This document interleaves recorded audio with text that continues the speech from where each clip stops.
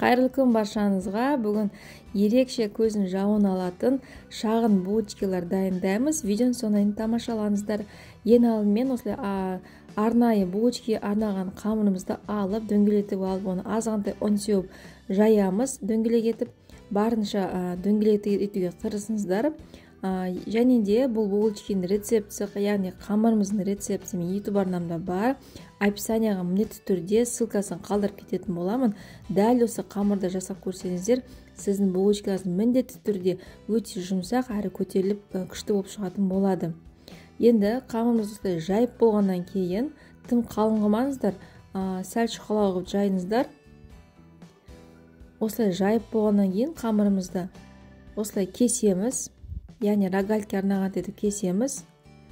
Мен осылай жеке-жеке әрқайсысын қойып шығамын. Және кеспес бұрын осылай азғантай ұн сеуіп жүреміз. Сол кезде қамырымыздың арасы жабыспай әдемі кесетін болады. Және вареный сгущенкамызды салып, дәл осылай видеода да түйу керек.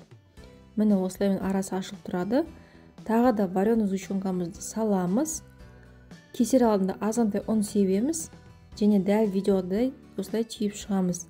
Бұл жерде вареный сгущенка пайдаланған кезде міндетті түрде өте сапасы жақсы вареный сгущенка алыңыздар. Өткен сапасы төмен сгущенка алсаңыздар, ол сыртына қарай ағып кететін болады.